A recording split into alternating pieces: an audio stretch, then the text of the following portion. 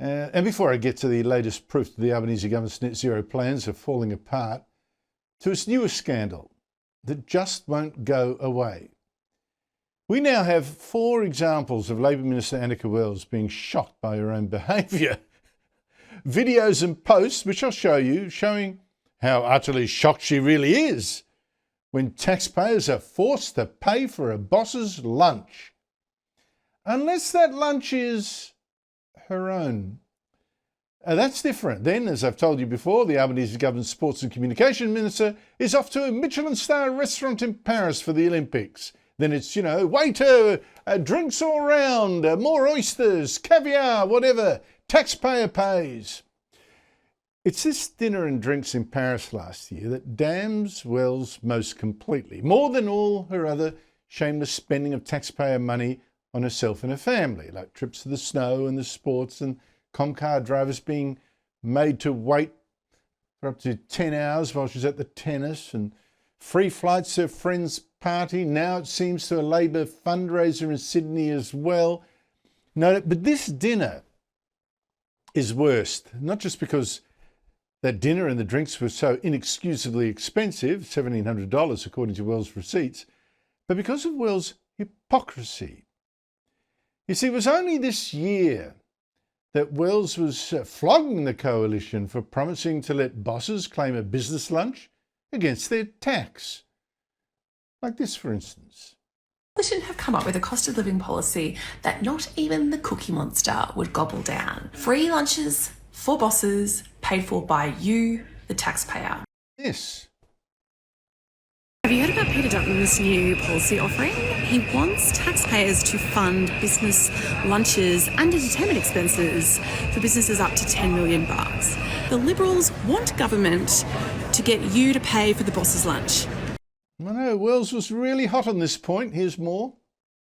According to the coalition's publicly defined parameters of their own policy, business could spend up to $20,000 of Elizabeth's own taxpayer funds to attend something like, for example, the Super Bowl, to lather themselves in buffalo wings and baby back ribs nodding along to Kendrick Lamar, all subsidised by the Australian taxpayer. Even back in 2021, Wells was still... she's been going on like this for ages. She posted this. I don't know about you, but I've had a gutful of the Morrison government treating taxpayer money like their own, looting, rotting piggy bank. So I wonder what Wells was thinking last year when she slugged taxpayers $1,700 for that dinner and drinks in Paris. A splurge that was, by the way, just for herself, 2 staff and the Australian ambassador. Well, Wells today insisted she'd done nothing wrong with any of this spending and all the other examples, and refused to admit it was really a bit over the top. What is clear is people do not want parliamentarians to set these rules. So whatever my opinion is, it shouldn't matter because I should not set the rules. Parliamentarians should not set the rules. These things should and do operate at arm's length for us. My job is to follow the rules. I have followed the rules. And some of the excuses I heard made for her today, even on Sky, like excuses for her flying her husband to 3 AFL grand finals, 2 Boxing Day tests, 1 ski trip to Thredbo, and more, all on her family reunion allowance. Oh, but this kept her in contact, this working mum, with her family while she's busy doing government business. I mean, really? Watching sports is work now? And if it was a family reunion, why did Wells most times leave the kids back home? Then there were the usual excuses that you hear made for powerful leftist women when they get into strife. All the criticism of her failings, that's gendered. The Prime Minister himself played that gender card today. One of the issues of Minister Wells, for example, has 3 young children. She gave birth to twins while in office.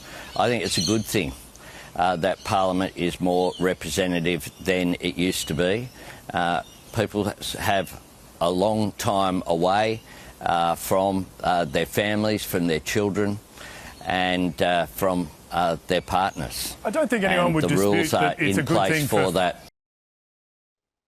That excuse that the criticism is gendered. Let's take pity on a poor working mum of twins. It really does break down. When you think particularly of that dinner in Paris, I mean, seriously, does anyone seriously think that we wouldn't care if it was a male politician spending $1,700 of our money on himself at a fancy restaurant? As if. Now, even Wells herself once flayed a man, and Scott Morrison and his ministers, for, you remember, for treating taxpayer money like their own looting, rotting piggy bank. Well, Wells wouldn't accept it from a man, so why should any of us accept it from a woman?